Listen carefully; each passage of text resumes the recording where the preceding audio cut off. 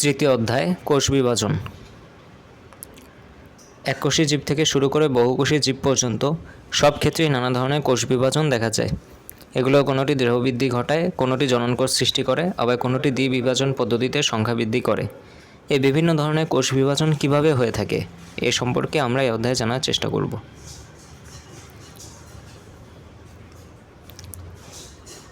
কোষ বিভাজন ও তার প্রকারভেদ। প্রতিটি জীবদেহ কোষ দিয়ে তৈরি। একটি মাত্র কোষ দিয়ে জীবের জীবন শুরু হয়। বিভাজনের মাধ্যমে কোষের সংখ্যা বৃদ্ধি জীবদেহের একটি স্বাভাবিক ও অতি গুরুত্বপূর্ণ বৈশিষ্ট্য। কোনো কোনো জীবের দেহ একটি মাত্র কোষ দিয়ে গঠিত। এদের বলা হয় এককোষী জীব, যেমন ব্যাকটেরিয়া, অ্যামিবা, প্লাজমোডিয়াম ইত্যাদি। এককোষী জীব বিভাজনের মাধ্যমেই একটি থেকে অসংখ্য এককোষী জীব উৎপন্ন করে। আবার অনেক জীব একাধিক কোষ দিয়ে গঠিত। এদের বলা হয় বহুকোষী জীব। মানুষ, বটগাছ, তিমি মাছ ইত্যাদি জীব কোটি কোটি কোষ দিয়ে গঠিত। বিশালদেহী একটি বটগাছের সূচনাও ঘটে একটিমাত্র কোষ, জাইগোট বা নিষিক্ত ডিম্বাণু থেকে। এককোষী নিষিক্ত ডিম্বাণু থেকে কোষ বিভাজন প্রক্রিয়ায় একসময় কোটি কোটি কোষের একটি পরিণত মানুষের সৃষ্টি হয়। আবার কোষ বিভাজনের মাধ্যমেই পুং ও স্ত্রী গ্যামেট সৃষ্টি হয়ে নতুন প্রজন্মের জন্ম হয়। জীবের বৃদ্ধি ও প্রজননের উদ্দেশ্যে কোষ বিভাজনের মাধ্যমে কোষের বৃদ্ধি ঘটে থাকে। জীবদেহের দুটি গুরুত্বপূর্ণ কোষ বিভাজন প্রক্রিয়া হল মাইটোসিস ও মিওসিস। মাইটোসিস এই কোষ বিভাজন প্রক্রিয়ায় প্রকৃত বা সুকেন্দ্রিক কোষ একটি ধারাবাহিক প্রক্রিয়ায় বিভক্ত হয়ে দুটি অপত্য কোষে পরিণত হয়। মাইটোসিসে নিউক্লিয়াস একবার বিভাজিত হয় প্রায় সমানভাবে। নিউক্লিয়াসের প্রতিটি ক্রোমোসোমও একবার করে বিভাজিত হয়। সাইটোপ্লাজমও বিভাজিত হয় একবারই। তাই মাইটোসিস বিভাজনে কোষের মাতৃকোষ ও অপত্য কোষের ক্রোমোসোম সংখ্যা তথা ডিএনএর পরিমাণ সমান থাকে। শুধু যে পরিমাণ একই থাকে তা নয়, মাতৃকোষের ডিএনএ প্রায় হুবহু অনুলিপি অপত্য কোষে পাওয়া যায়। একে সমীকরণীয় বিভাজনও বলে। এই বিভাজন প্রকৃত নিউক্লিয়াসযুক্ত জীবের দেহকোষে ঘটে থাকে এবং বিভাজনের ফলে কোষের সংখ্যা বৃদ্ধির মাধ্যমে প্রাণী ও উদ্ভিদ দৈর্ঘ্য ও প্রস্থে বৃদ্ধি পায়। প্রাণীর দেহকোষে ও উদ্ভিদের বর্ধনশীল অংশের ভাজক টিস্যু, যেমন কাণ্ড, মূলের অগ্রভাগ, ভ্রূণমুকুল এবং ভ্রূণমূল, বর্ধনশীল পাতা, মুকুল ইত্যাদিতে মাইটোসিস প্রক্রিয়ায় বিভাজন হয়। নিম্ন শ্রেণীর উদ্ভিদ ও প্রাণীর অযৌন জননের সময়ও এ ধরনের বিভাজন হয়। মাইটোসিসের পর্যায়সমূহ। মাইটোসিস কোষ বিভাজন একটি অবিচ্ছিন্ন ও ধারাবাহিক প্রক্রিয়া। এই বিভাজনে প্রথমে ক্যারিওকাইনোসিস অর্থাৎ নিউক্লিয়াসের বিভাজন ঘটে এবং পরবর্তীকালে সাইটোকাইনোসিস অর্থাৎ সাইটোপ্লাজমের বিভাজন ঘটে। বিভাজন শুরুর আগে কোষের নিউক্লিয়াস কিছু প্রস্তুতিমূলক কাজ হয়। এই অবস্থাকে ইন্টারফেস পর্যায় বলে। বর্ণনার সুবিধার জন্য মাইটোসিস নিউক্লিয়াসের বিভাজন প্রক্রিয়াকে 5টি পর্যায়ে ভাগ করা হয়ে থাকে। পর্যায়গুলো হলো prophase, prometaphase, metaphase, anaphase, telophase. Prophase এটি মাইটোসিসের প্রথম পর্যায়। এ পর্যায়ে কোষের নিউক্লিয়াস আকারে বড় হয়। ক্রোমোসোম থেকে প্রাণী হ্রাস পেতে থাকে। এর ফলে ক্রোমোসোমগুলো আস্তে আস্তে সংকুচিত হয়ে মোটা এবং খাটো হতে শুরু করে। যৌগিক আণুবীক্ষণ যন্ত্রে তখন এদের দেখা সম্ভব হয় না। এ পর্যায়ে প্রতিটি ক্রোমোসোম সেন্ট্রোমিয়ার ব্যতীত লম্বালম্বি দুভাবে বিভক্ত হয়ে দুটি ক্রোমাটিড উৎপন্ন করে। ক্রোমোসোমগুলো কুণ্ডলিত অবস্থায় থাকায় এদের সংখ্যা গণনা করা যায় না।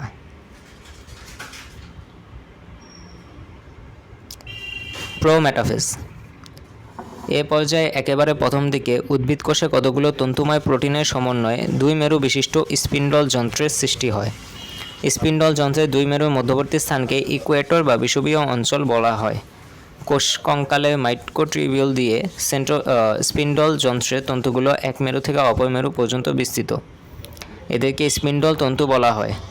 এ পর্যায়ে ক্রোমোসোমের সেন্ট্রোমিয়ার স্পিন্ডল যন্ত্রের কিছু নির্দিষ্ট তন্তুর সাথে সংযুক্ত হয়। এই তন্তুগুলোকে আকর্ষণ তন্তু বলা হয়। ক্রোমোসোমের সাথে এই তন্তুগুলো সংযুক্ত হয়ে এদের ক্রোমোসোমাল তন্তুও বলা হয়। ক্রোমোসোমগুলো এ ধরনের বিষুবীয় অঞ্চলে বিন্যস্ত হতে থাকে। কোষের নিউক্লিয়াসে নিউক্লিয়ার মেমব্রেন ও নিউক্লিওলাসে বিলুপ্তি ঘটতে থাকে। প্রাণীকোষে স্পিন্ডল যন্ত্র সৃষ্টি ছাড়াও পূর্বে বিভক্ত সেন্ট্রিওল দুই মেরুতে অবস্থান করে এবং সেন্ট্রিওল দুটির চারদিক থেকে রশ্মি বিচ্ছুরিত হয়। একে অ্যাস্টার রে বলে। মেটাফেজ এ পর্যায়ের প্রথমেই সব ক্রোমোসোম স্পিন্ডল যন্ত্রের বিষুবীয় অঞ্চলের দুই মেরুর মধ্যখানে অবস্থান করে। প্রতিটি ক্রোমোসোমের সেন্ট্রোমিয়ার বিষুবীয় অঞ্চলে এবং বাহু দুটি মেরুমুখী হয়ে অবস্থান করে। এ পর্যায়ে ক্রোমোসোমগুলো সর্বাধিক মোটা ও খাটো হয়। প্রতিটি ক্রোমোসোমে ক্রোমাটিড দুটির আকর্ষণ কমে এবং বিকর্ষণ শুরু হয়। এ পর্যায়ের শেষ দিকে সেন্ট্রোমিয়ারের বিভাজন শুরু হয়। নিউক্লিয়ার মেমব্রেন ও নিউক্লিওলাসের সম্পূর্ণ বিলুপ্তি ঘটে। অ্যানাফেজ। প্রতিটি ক্রোমোসোমের সেন্ট্রোমিয়ার দুভাবে বিভক্ত হয়ে যায়, ফলে ক্রোমাটিড দুটি আলাদা হয়ে পড়ে। এ অবস্থায় প্রতিটি ক্রোমাটিডকে অপত্য ক্রোমোসোম বলে এবং এতে করে একটি সেন্ট্রোমিয়ার থাকে।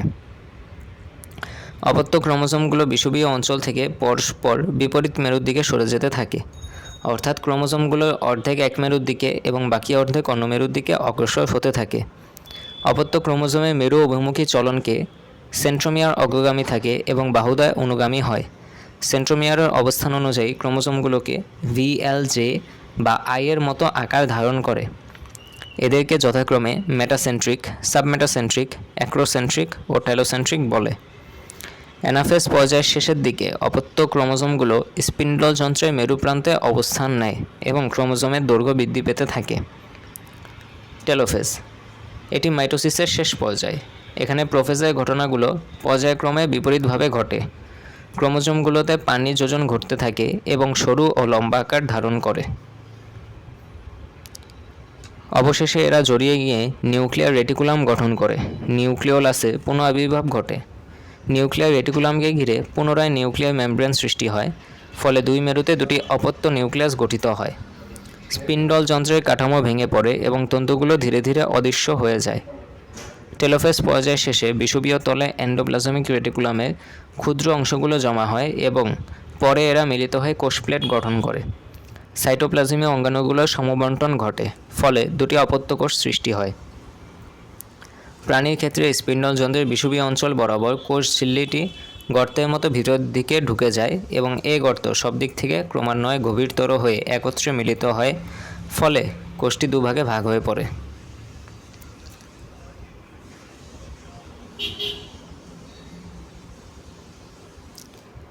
মাইটোসিসের গুরুত্ব। জীবদেহে মাইটোসিস কোষ বিভাজন প্রক্রিয়ার গুরুত্ব অপরিসীম। মাইটোসিস প্রক্রিয়ায় কোষ বিভাজনের কারণে প্রতিটি কোষের নিউক্লিয়াস এবং সাইটোপ্লাজমের মধ্যকার আয়তন ও পরিমাণগত ভারসাম্য রক্ষিত হয়। এর ফলে বহুকোষী জীবের দৈহিক বৃদ্ধি ঘটে। সব বহুকোষী জীবই জাইগোট নামক একটি কোষ দিয়ে জীবন শুরু করে। এই একটি কোষই বারবার মাইটোসিস বিভাজনের ফলে অসংখ্য কোষ সৃষ্টির মাধ্যমে পূর্ণজীবে পরিণত হয়। আপাত দৃষ্টিতে মনে হতে পারে একটি থেকে দুটি, দুটি থেকে চারটি, চারটি থেকে আটটি, এভাবে কোষের সংখ্যা বৃদ্ধি পেতে থাকলে একটি কোষ থেকে সম্পূর্ণ একটি জীব, মানুষ, প্রায় 30 ট্রিলিয়ন কোষ গঠিত হতে বুঝে অনেক লম্বা সময় প্রয়োজন। কিন্তু সেটি সত্যি নয়। যদি বৃদ্ধির জন্য দরকারি পুষ্টির সরবরাহ অক্ষুণ্ণ থাকে, সবগুলো কোষই বিভাজনক্ষম হয় এবং প্রতিবার বিভাজনে যদি একদিন করে সময় লাগে বলে ধরে নেই, তবু মাত্র 40 থেকে 50 দিনের মাথায় মানবদেহের জন্য প্রয়োজনীয় সংখ্যক কোষ তৈরি হয়ে যাবে।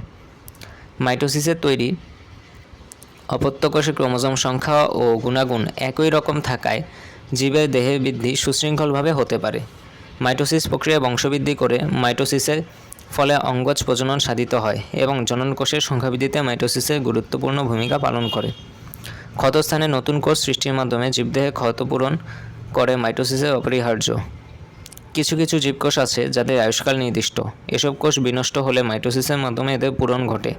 মাইটোসিসের ফলে একই ধরনের কোষের উৎপত্তি হওয়ায় জীবজগতের গুণগত বৈশিষ্ট্যের স্থিতিশীলতা বজায় থাকে। তবে অনিয়ন্ত্রিত মাইটোসিস, টিউমার, এমনকি ক্যান্সার এর সৃষ্টি হতে পারে। টিউমার, ক্যান্সারের শব্দগুলোর সাথে আমরা সবাই পরিচিত। এগুলো অস্বাভাবিক কোষ বিভাজনের ফল।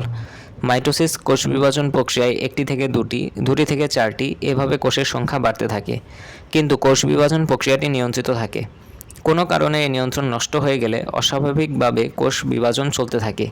এর ফলে টিউমার সৃষ্টি হয় এবং প্রাণঘাতী টিউমারকে ক্যান্সার বলে। ক্যান্সার কোষে নিয়ন্ত্রণহীন অস্বাভাবিক কোষ বিভাজনেরই ফল। গবেষণায় দেখা গেছে বিভিন্ন ধরনের রোগজীবাণু কেমিক্যাল কিংবা তেজস্ক্রিয় ক্যান্সার কোষ সৃষ্টিতে সহায়তা করে। সহস্রাধিক জিনকে ক্যান্সার কোষ তৈরির সহায়ক হিসেবে শনাক্ত করা হয়েছে। উদাহরণ দেওয়ার জন্য বলা যায়, হিউম্যান প্যাপিলোমা ভাইরাসের E6 ও E7 নামে দুটি জিন এমন কিছু প্রোটিন সৃষ্টি করে যা কোষ বিভাজন নিয়ন্ত্রণ প্রোটিন অণুকে স্থানচ্যুত করে। এর ফলে কোষ বিভাজনের নিয়ন্ত্রণ নষ্ট হয়ে যায় এবং সৃষ্টি হয় জরায়ু মুখের টিউমার।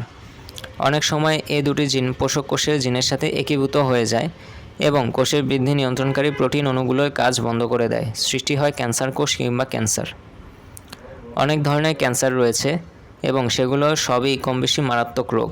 লিভার, ফুসফুস, মস্তিষ্ক, স্তন, ত্বক, কোলন এবং জরায়ু অর্থাৎ দেহের প্রায় সকল অঙ্গেই ক্যান্সার হতে পারে। মিওসিস। মিওসিস বিভাজনের এক চক্রে নিউক্লিয়াস দুইবার বিভাজিত হয়। প্রথমবার নিউক্লিয়াসের ক্রোমোসোম পরিমাণ অর্ধেক হয়ে যায়। এই বিভাজনের মাতৃকোষে যে দুটি নিউক্লিয়াস পাওয়া যায়, দ্বিতীয়বারে তার প্রতিটি আবার দুটি কোষে বিভাজিত হয়। এবার অবশ্য ক্রোমোসোমের সংখ্যা ও পরিমাণ সমান থাকে। তাই সব মিলিয়ে চূড়ান্ত ফল হলো মিওসিস বিভাজনে একটি মাতৃকোষ থেকে 4টি অপত্য কোষ পাওয়া যায়, যেগুলো প্রতিটি মাতৃকোষের অর্ধেক সংখ্যক ক্রোমোসোম ধারণ করে। কাজেই ডিএনএর পরিমাণও হয় প্রায় অর্ধেক। তাই মিওসিসের আরেক নাম হ্রাসমূলক বিভাজন।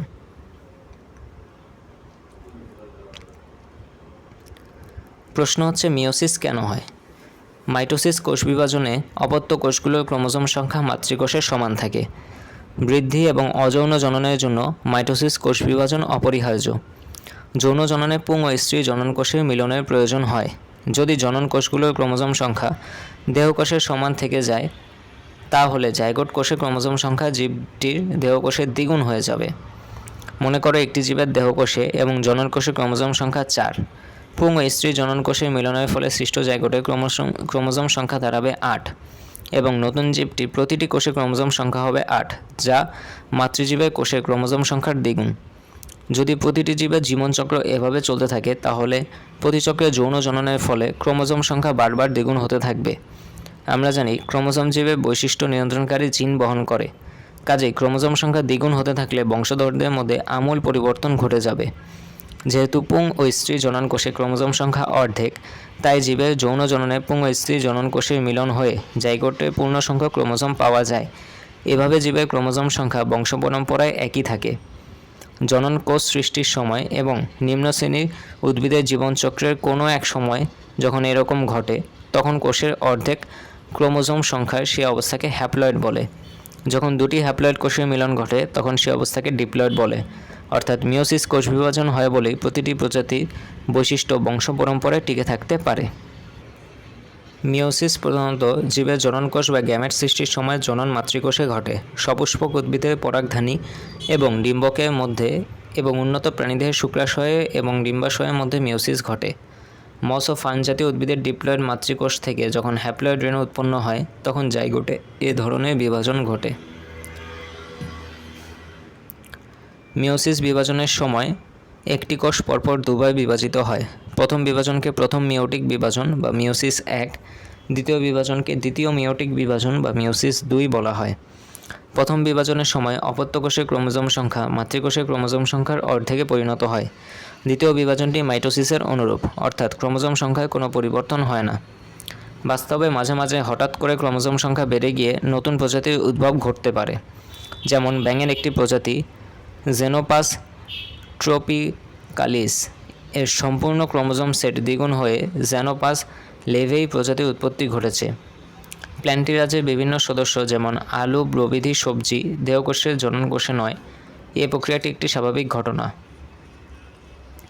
অনেক সময় আমরা ইচ্ছাকৃতভাবে খাদ্য হিসেবে ব্যবহার করার জন্য উদ্ভিদের এই জাত বেছে নিই, এমনকি সেরকম জাত পরিকল্পিতভাবে সৃষ্টি করি, কারণ তা আকারে তুলনামূলক বড় হয়। এসব জাত খাদ্যের ক্রমবর্ধমান চাহিদা মেটাতে অধিকতর সহায়ক। ক্রোমোসোম বা জেনেটিক বস্তুর ক্ষমতা রক্ষা করা ছাড়াও জিনগত বৈচিত্র্য বজায় রাখা মিওসিসের একই রকম গুরুত্বপূর্ণ অবদান।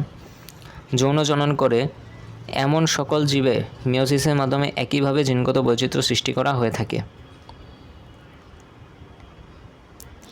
কোনো প্রজাতির টিকে থাকা বা না থাকা মূলত নির্ভর করে তার সদস্য জীবদের মধ্যে কতটা বৈচিত্র্য আছে তার উপর। পরিবেশ প্রতিনিয়ত পরিবর্তনশীল। সেই সব প্রজাতি টিকে থাকে যাদের অন্তত কিছু সদস্যের মধ্যে সেই পরিবর্তিত পরিবেশের সাথে খাপ খাইয়ে নেওয়ার মতো বৈশিষ্ট্য আছে। যদি কোনো প্রজাতির জীবদেহের মধ্যে বৈচিত্র্য কম থাকে, তাহলে নতুন কোনো পরিবেশে খাপ খাওয়ানোর মতো বৈশিষ্ট্য কারণ মধ্যে থাকার সম্ভাবনাও কম হবে। ফলে হয়তো পুরো প্রজাতিটি বিলুপ্ত হয়ে যাবে। আর যদি কোনো প্রজাতির জীবদের মধ্যে বৈচিত্র্য বেশি থাকে, তাহলে নতুন কোনো পরিবেশে খাপ খাওয়ানোর মতো বৈশিষ্ট্য কারো না কারোর মধ্যে থাকার সম্ভাবনাও হবে বেশি। তখন যদি বড় কোনো বিপদও আসে তবু তার অন্তত কিছু সদস্য বেঁচে যাবে। তাই মিওসিস কোনো জীবের জিনগত বৈচিত্র্য সৃষ্টি করে প্রজাতির টিকে থাকার সম্ভাবনা বাড়িয়ে দেয়। জীবের টিকে থাকার ক্ষেত্রে বিশেষ সুবিধা দেয় বলে মিওসিস বিভাজন বিবর্তিত হয়ে জীবজগতে নিজের স্থান করে নিয়েছে।